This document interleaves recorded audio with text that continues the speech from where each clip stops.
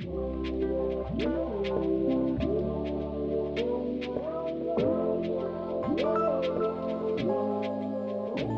everyone. This is Rob McDougall from Zhang Financial here with your weekly economic update. Today is Monday, April 21st, 2025.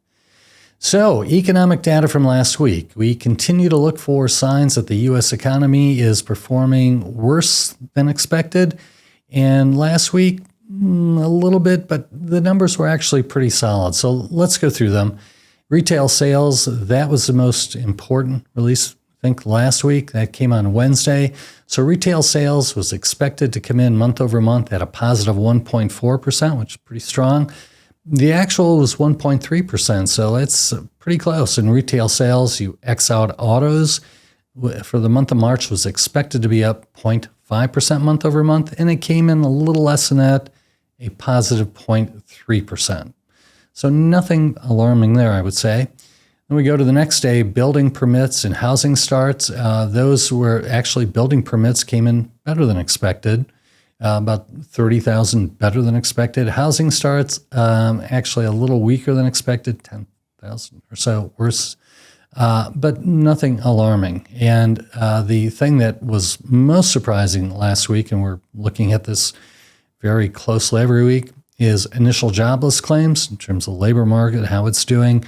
The expectation was 225,000 new initial claims, came in much better, which was 215,000. So all of that rolled up. We take a look at the GDP estimate by the Atlanta Federal Reserve. We've mentioned in these podcasts the Atlanta Federal Reserve dramatically changed their forecast for the first quarter 5 weeks or so ago, and they went from a very strong positive to a very negative, which at one point was over a negative 3%.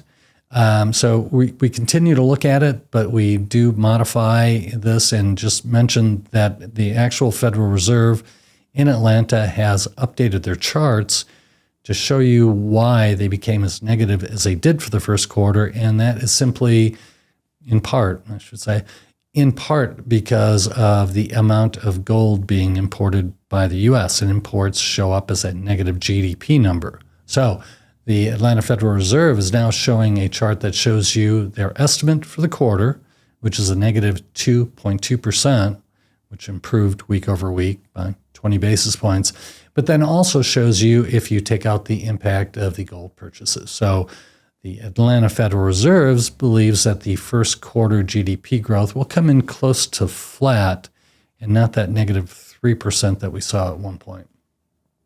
Inflation expectations, pretty much in line, moved up a little bit last week, but the 10-year break-even shows average inflation over the next 10 years averaging 2.3%. In terms of the next Fed meeting, Fed is May 7th for the next Fed meeting, and the expectation is no cut.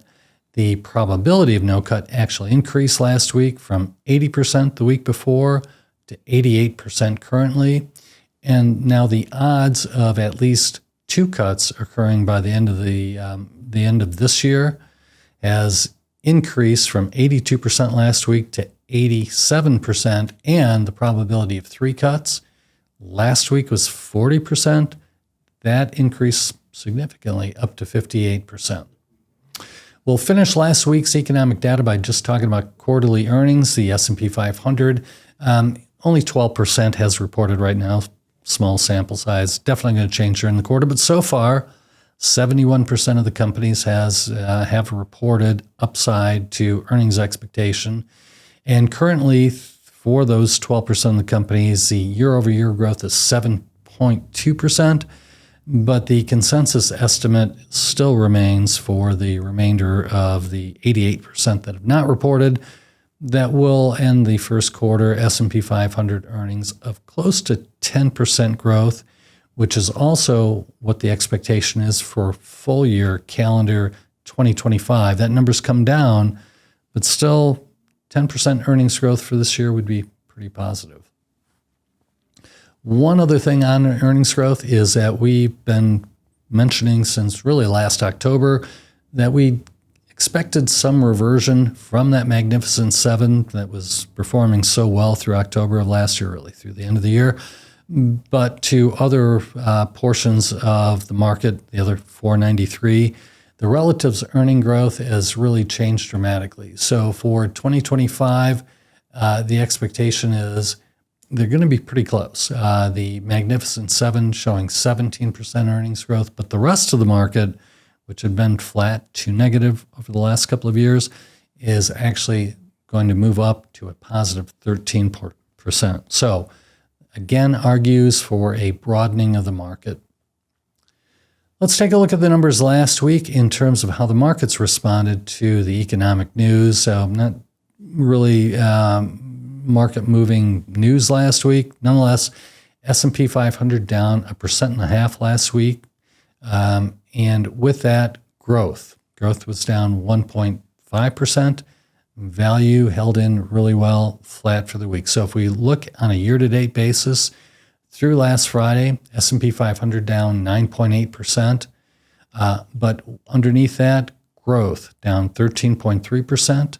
Value holding up much better, a negative 2.2%. So the international markets were very strong last week. Developed market ex-US up 4.1%, now up 5.4% for the year. Pretty solid. Emerging markets also up last week, up 2.2%. China was up 1.5%. So now on a year-to-date basis, developed ex-US up 5.4%. Emerging markets actually down a little bit, minus 0.6%. And China, which just 4-6 weeks ago was up strong double digits, up 20%-ish, that's come down quite a bit. So, but China on a year-to-date basis up 5.6%.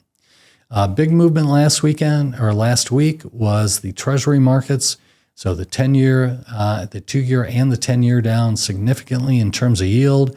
So the Bloomberg U.S. Aggregate Bond Index up nearly 1% last week, up 0.91%, based on the 2-year yield down 17 bips, 10-year down 16 basis points. So year-to-date, Bloomberg U.S. Aggregate Bond Index up almost 2%. Now, let's look at the economic activity that will be announced this week. We have new home sales coming out on Wednesday. This rarely moves the market anymore, but the consensus for March was actually an improvement from February. February was 676. We're expecting slightly better, 680,000 new home sales. I think the biggest numbers coming out this week will be on Thursday, durable goods ex transportation, and the initial claims number that we talked about. So durable goods orders for the month of March is expected to have accelerated over the February level. February was up 0.9% month over month. The expectation is we'll be up 2% month over month.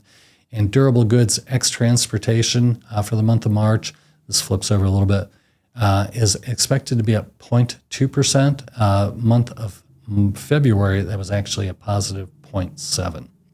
Initial jobless claims, again, came in very strong last week, 215,000. That's expected to be up a little bit higher this week to 221,000.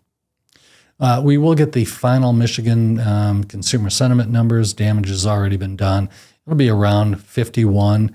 For the month of March, that was 57. We already saw the preliminary, which is roughly 51. The revisions usually are not large, so that'll be around where that comes in. So that's it for our economic wrap-up. We thank you for attending, and we'll look forward to seeing you next week. Thank you.